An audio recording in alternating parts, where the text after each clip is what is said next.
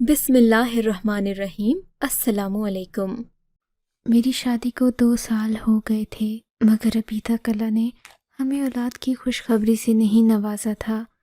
میں اب اپنے آپ کو بانجھ سمجھنے لگی تھی، جبکہ میری ساس بھی اٹھتے بیٹھتے مجھے بانجھ بن کے تانے دیتی، کہتی کہ تم سے اچھا تو یہ تھا کہ میں کوئی کم صورت لڑکی لے آتی، لیکن کم از کم وہ ہمیں اولاد کی خوشی تو دیتی، ہمیں وارث تو پیدا کر کے دیتی۔ ہم تمہاری شکل کا کیا کریں، تم بس خوبصورت ہی ہو، ہمارے کسی کام کی نہیں ہو۔ ساس کی یہ باتیں سن کر میرا دل بہت دکھتا تھا، لیکن میں انہیں کبھی بھی جواب نہیں دیتی تھی، شوہر سے بھی دب کر رہتی۔ عاجزی میرا شیوا بن گئی تھی، بنتی بھی کیوں نہ، میں اب بے اولاد عورت ہو گئی تھی، اور ظاہر ہے مجھے اس گھر میں اپنی جگہ بنانے کے لیے ان سب کی باتیں ماننا تھیں، سننا تھی، انہیں عزت دینا تھی۔ میری ساس بھی اب جان بوجھ کر مجھ سے گھر کے زیادہ کام کرواتی۔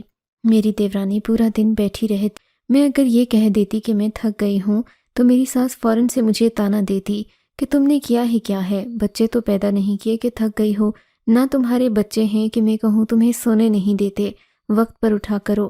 میں اپنی دیورانی کی مخالف کوئی بھی بات نہیں کر سکتی تھی، میری ساس ہر بات پر اسی کی حمایت کرتی تھیں۔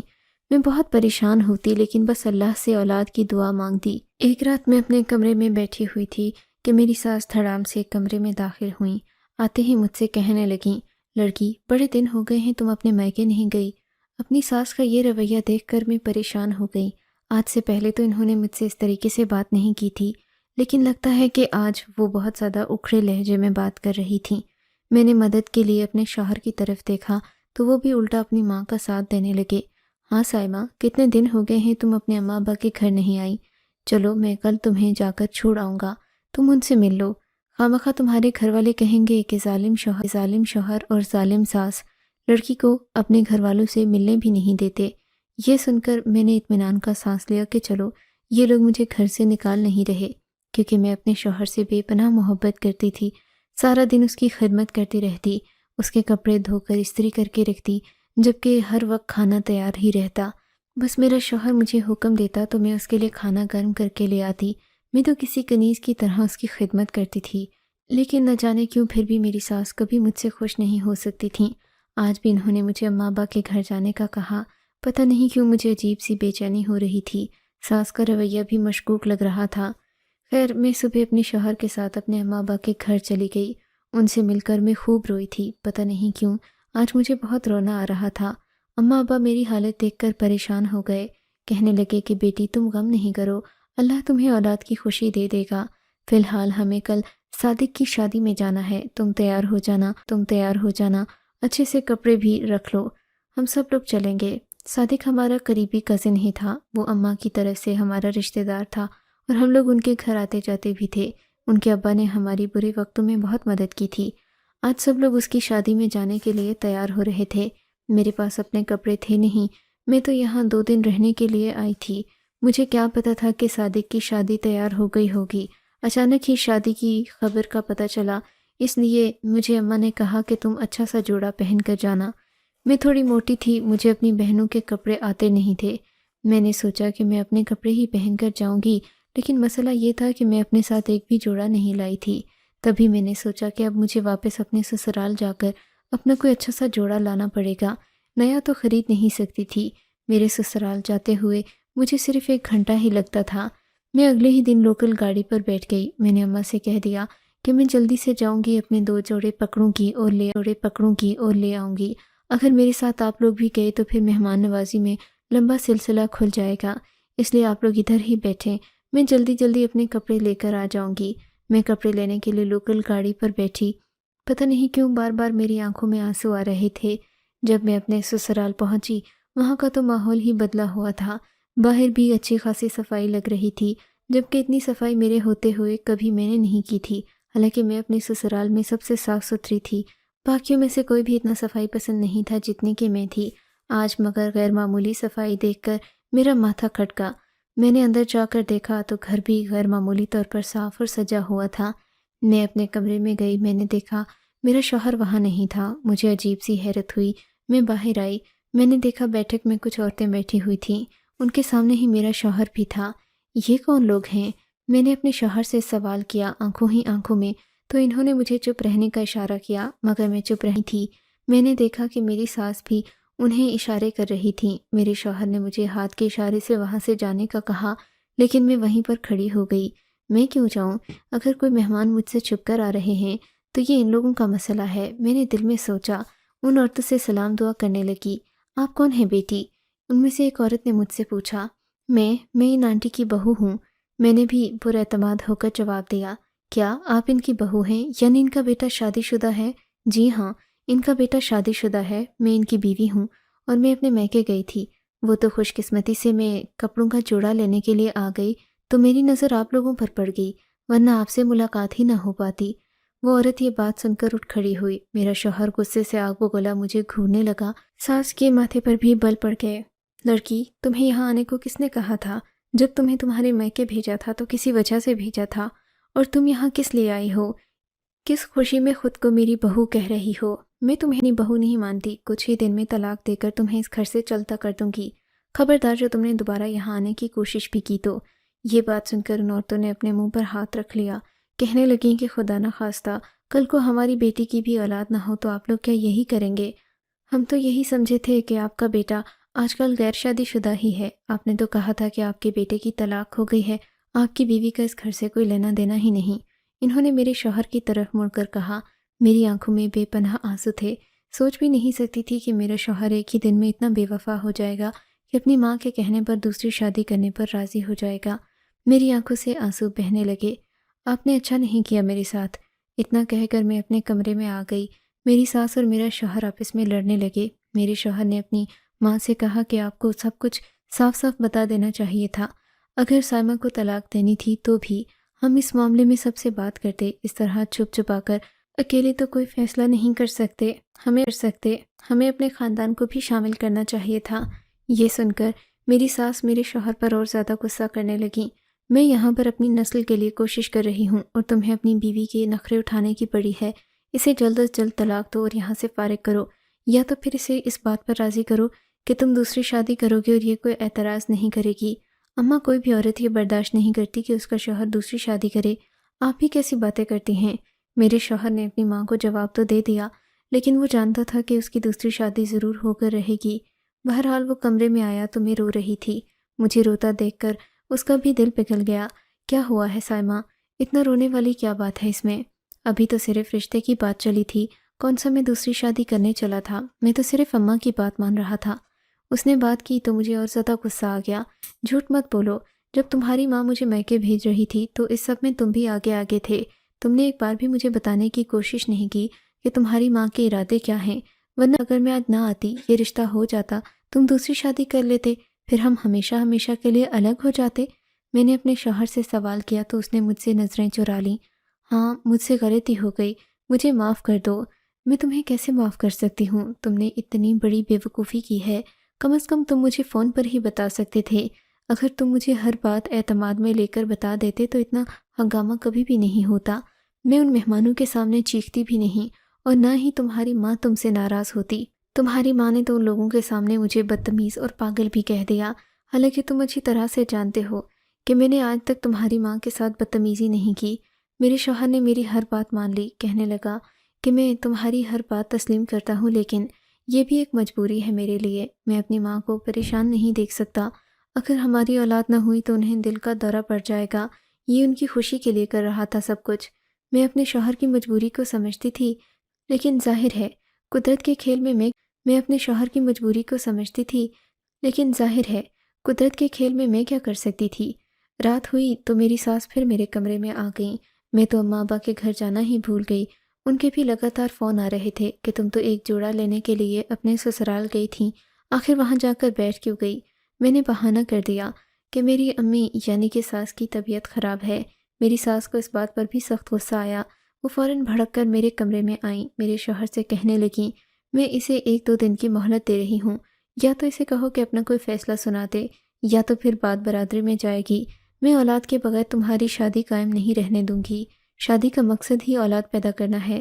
اگر تمہاری بیوی اولاد نہیں دے سکتی ہمیں تو پھر اس کا کوئی فائدہ نہیں ہے۔ ہمیں اس کی طلاق دلوا کر تمہاری دوسری شادی کرنا ہوگی، ورنہ تو ہم لوگوں کی نسل ہی ختم ہو جائے گی۔ میری ساس تو ایسی باتیں کر رہی تھیں جیسے ان کی نسل دنیا کی نایاب ترین نسل ہو۔ میں نے انہیں کوئی بات نہیں کہی۔ ان کے جواب ہوئے کہا، کم از کم آپ کو مجھ پر اتنا بھروسہ تو ہونا چاہیے کہ جو بات میں کروں گی اس میں کوئی نہ کوئی وزن ہوگا۔ میں نے اپنے شوہر کی طرف سوالیہ نظروں سے دیکھا تو اس نے ہاں میں سر ہلا دیا۔ کیوں نہیں، مجھے تم پر پورا یقین ہے، لیکن تم میری حالت بھی تو سمجھو۔ تمہیں پتہ ہے تمہارے جانے کے بعد اماں نے اپنی چادر میرے پاؤں میں رکھی اور مجھے اپنی مامتا کا واسطہ دے کر کہنے لگیں کہ بیٹا خدا کے لیے میری بات کو انکار مت کرو، تم صرف ایک بار اس لڑکی کو دیکھ لو، اگر تمہیں پسند نہیں آئی تو میں تمہاری کوئی بات رد نہیں کروں گی، وہ بہت خوبصورت ہے، تم اسے دیکھ کر رہ نہیں پاؤ گے۔ میں تو اپنی ماں کو تسلی دے رہا تھا، میں نے سوچا تھا جب یہ لوگ لڑکی دکھائیں گے تو میں منع کر دوں گا، فی الحال تو وہ عورتیں مجھے دیکھنے کے لیے آئی تھیں، وہ مجھے پسند کرتیں، اس کے بعد ہم ان کے گھر جاتے اور پھر میری دوسری شادی ہوتی۔ میرا شوہر بظاہر مجھ سے بہت وعدے اور قسمیں کر رہا تھا، لیکن ایک بات تو میں جانتی تھی کہ میری ساس مجھے زیادہ دیر اس گھر میں رہنے نہیں دیں گی۔ بالآخر وہی ہوا۔ میں اور میرا شوہر ابھی باتیں کر ہی رہے تھے کہ میری ساس کمرے میں داخل ہو گئیں، میری طرف دیکھ کر حقارت بھری نظر سے بولیں، تو تم پہنچ گئی ہو یہاں پر اپنے شوہر سے میری چگلی کرنے؟ دیکھو لڑکی، تم جتنی مرضی باتیں کر لو، جتنی تعویلیں پیش کر لو، لیکن ایک شوہر کو اپنی بیوی اولاد کے بغیر نامکمل لگتی ہے، وہ کبھی بھی ایسی بیوی کے ساتھ زندگی بھر نہیں رہ سکتا۔ اور ہاں، اب میرا بیٹا تمہیں طلاق دے یا نہ دے، لیکن میں اس کی دوسری شادی کروا کر رہوں گی تاکہ ہمیں اولاد کی خوشی دیکھنا نصیب ہو۔ اگر تمہیں یہ سب کچھ منظور ہے تو تم اس گھر میں رہ سکتی ہو۔ کل میں دوسرے رشتے والوں کو بھی بلاؤں گی، وہ بھی میرے بیٹے کو دیکھیں گے۔ ہمارے پاس اللہ کا دیا سب کچھ ہے، ہم لوگ کھاتے پیتے گھرانے سے تعلق رکھتے ہیں، ہمیں کوئی بھی شخص اپنی بیٹی دینے سے منع نہیں کرے گا، اس لیے تم اپنا بوریا بستر یا تو باندھ لو یا پھر اپنی سوتن کو قبول کرنے کے لیے اپنے دل کو بڑا کر لو۔ میں اپنی ساس کی دونوں باتوں میں سے ایک کو بھی نہیں ماننا چاہتی تھی، لیکن میرے پاس اس کے علاوہ اور کوئی چارہ نہیں تھا۔ ساس کے جانے کے بعد نہ جانے میرے دل میں کیا سوچی۔ جیسے ہی میرا شوہر اکیلا ہوا، میں نے اس سے ایک بات کہی کہ 10 محرم گزرنے دیں، اگر پھر بھی آپ کے دل میں کوئی بدلاؤ نہیں آیا تو آپ ضرور دوسری شادی کر لیجئے گا، لیکن آپ 10 محرم کا دن گزرنے دیں، میں روزہ رکھوں گی، اللہ سے دعا مانگوں گی، مجھے پوری امید ہے کہ وہ ہمیں اولاد کی خوشی سے نوازے گا، میں چاہتی ہوں کہ وہ ہماری ہر تمنا پوری کرے، اور ایسا ہوگا بھی، لیکن اس کے لیے آپ کو انتظار کرنا ہوگا، آپ بھی مجھ پر یقین کریں، اگر 2 دن گزر جائیں گے تو کون سی قیامت آ جائے گی، اور ویسے بھی میں آپ سے بے پناہ محبت کرتی ہوں، اگر آپ مجھے تھوڑا وقت دے دیں، میں اللہ سے اپنے لیے اولاد کی خوشی مانگ لوں، اس کے بعد بھی اگر ہمیں اولاد نہیں ملی تو آپ اپنی اماں سے کہہ دیجیے گا کہ وہ دوسری شادی کے لیے آپ کے لیے رشتہ تلاش کرنا شروع کر دیں۔ میرے شوہر نے مجھے بے بسی سے دیکھا اور بولا کہ ٹھیک ہے، تمہیں جیسا بہتر لگتا ہے ویسا ہی کرو، لیکن اماں رکنے والی نہیں ہیں، 10 محرم تو کل پرسوں ہے، اگر تمہارے ذہن میں کوئی بھی منصوبہ ہے تو اسے عملی جامہ پہنا ڈالو، لیکن میری پیاری بیوی، اس طرح کرنے سے کبھی کسی کو اولاد نہیں ملی۔ میں نے اپنے شوہر کو تسلی دی کہ اللہ سے مانگنے سے سب کچھ مل جاتا ہے، اس لیے انہیں مجھ پر یقین کرنا ہوگا۔ صبح جن رشتے والوں نے آنا تھا انہیں میں نے منع کر دیا۔ میرے شوہر نے بھی ہمت پکڑی اور اپنی ماں کے سامنے جا کر کہہ دیا کہ اماں، کچھ دن میں ان سارے جھنجھٹوں سے دور رہنا چاہتا ہوں، اس لیے آپ ان رشتے والوں کو مت بلائیں۔ میری ساس نے بہت زیادہ رونا دھونا مچایا، لیکن پھر بھی میرے شوہر نے ان کی کوئی بات گوارا نہیں کی اور انہیں سختی سے منع کر دیا کہ 10 محرم تک کسی رشتہ دار کو یہاں مت بلائیے گا۔ میں اپنے شوہر کی شکر گزار تھی کہ انہوں نے میری بات مان لی، ورنہ اگر کوئی اور مرد ہوتا تو دوسری شادی کے نام پر ہی اس کی رال ٹپکنے لگتی اور وہ کبھی بھی اپنی ماں کو اس سے منع نہیں کرتا۔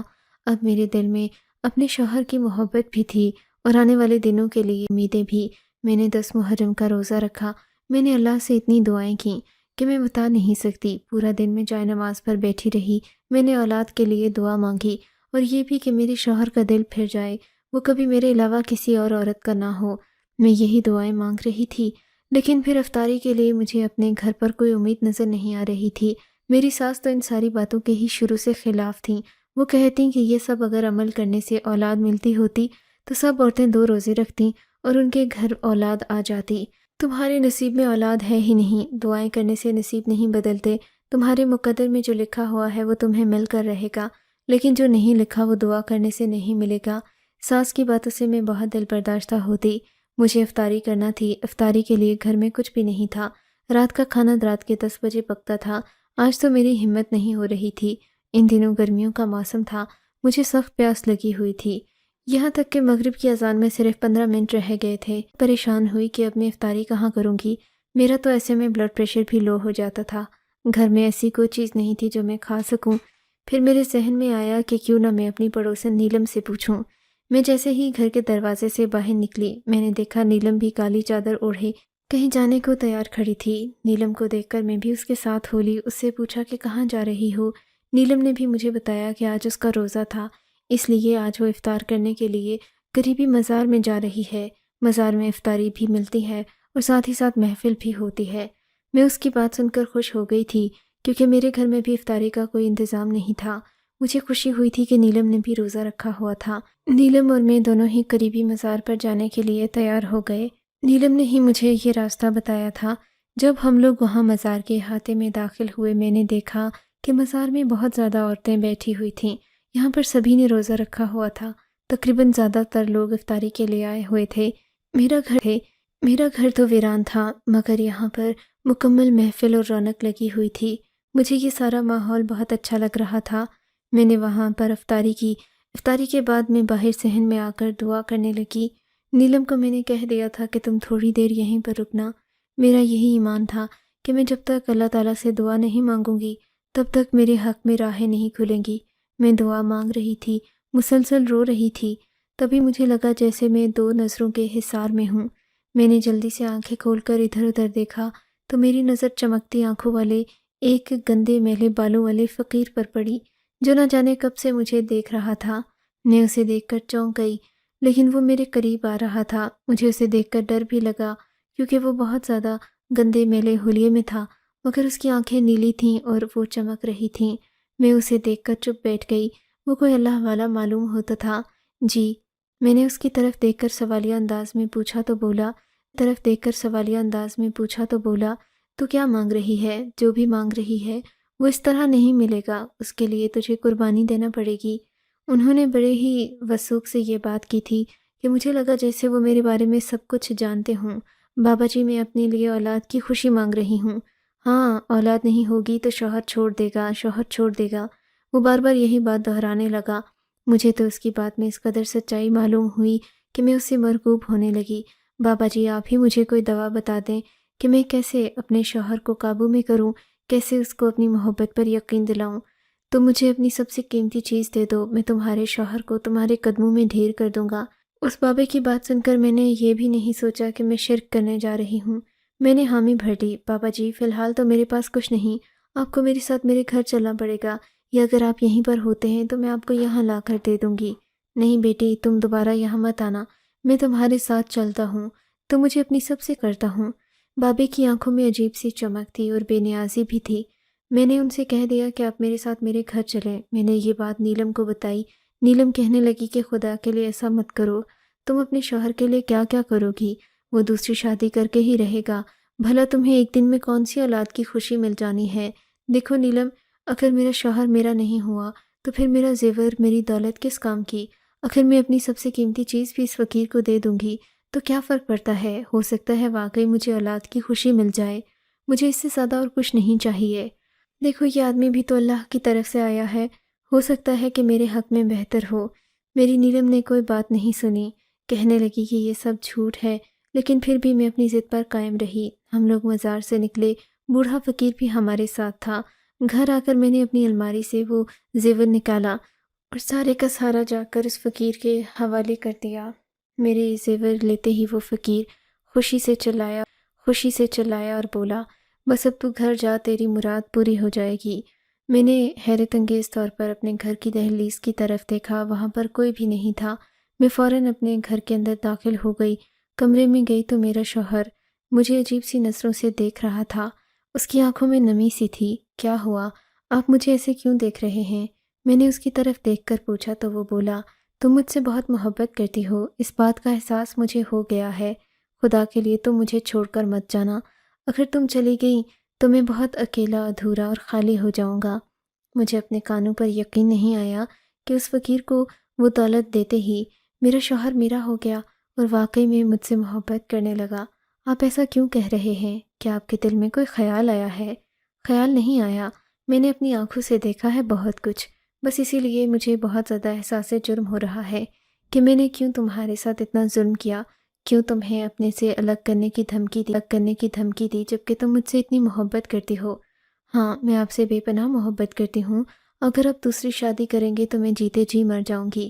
میں نے اپنے شوہر کو کہا تو وہ بولا، چلو فی الحال مجھے کہیں جانا ہے، میں تمہیں بعد میں آ کر ساری بات بتاؤں گا، ابھی مجھے جانے دو۔ میرا شوہر جلدی میں گھر سے نکلا، مجھے نہیں پتا تھا کہ وہ کہاں گیا ہے، میں نے اس کے پیچھے جانا مناسب نہیں سمجھا۔ تھوڑی ہی دیر گزری تھی، میں نے دیکھا میرا شوہر گھر کے اندر واپس قدم رکھ رہا تھا، اس کے ہاتھ میں سونے کے وہ سارے زیورات تھے جو میں وہ فقیر کو دے چکی تھی۔ یہ کیا ہے؟ میں نے اپنے شوہر سے غصے سے پوچھا۔ یہ وہی ہے جو تم نے اس فقیر کو میری محبت پانے کے بدلے دیا تھا، لیکن تم یہ بھول گئی کہ میں تمہارے اس عمل سے متاثر ہوا۔ اس فقیر کا کوئی جادو نہیں تھا اس میں کہ میرے دل میں تمہاری محبت جاگی۔ وہ ایک نمبر کا ڈھونگی ہے، میں اسے جانتا ہوں، کئی بار وہ تھانے سے چھوٹ کر آیا ہے، بہت بڑا فراڈیا ہے وہ۔ خدا کے لیے ایسی باتوں پر یقین مت کیا کرو۔ وہ فقیر، تمہیں یہ نہیں پتا کہ وہی ہے دو جہانوں کا مالک اور وہی انسان کی ساری مرادیں پوری کرتا ہے۔ تم نے اسے زیور تھما دیے، میں تو یقین نہیں کر پایا، مجھے تو لگا تھا کہ تم اپنی کسی سہیلی کو دینے جا رہی ہو۔ وہ تو شکر ہے کہ میں نے اس فقیر کو دیکھ لیا، وہ تو ایک نمبر کا ڈھونگی ہے۔ اگر تم میرے لیے اتنی بڑی قربانی دے سکتی ہو تو مجھے یقین ہے تم ساری زندگی میرے لیے وفادار ہی رہو گی، اور وفادار بیوی سے بڑھ کر اور کچھ نہیں ہوتا۔ یہ کہہ کر میرا شوہر میرے آگے جھک گیا اور میں سوچنے لگی، بھلے مجھے اولاد کی خوشی نہیں ملی، لیکن روزے کی برکت سے مجھے اپنے شوہر کی محبت تو ملی۔ سب سے یہی کہوں گی کہ دعاؤں کا اثر ویسا نہیں ہوتا جیسا ہم چاہتے ہیں، لیکن ویسا ضرور ہوتا ہے جو ہماری زندگی میں برکت کی نوید لاتا ہے۔ اس لیے دعائیں کرنا، روزے رکھنا اور اعمال کرنا کبھی بھی مت چھوڑیں۔ آپ کو اگر یہ کہانی اچھی لگی ہے تو اس ویڈیو کو لائک کیجیے، اور اس طرح کی مزید کہانیاں سننے کے لیے ہمارے چینل کو ضرور سبسکرائب کیجیے۔ کہانی سننے کا شکریہ۔ آپ سے ملاقات ہوگی اگلی ویڈیو میں، تب تک کے لیے اللہ حافظ۔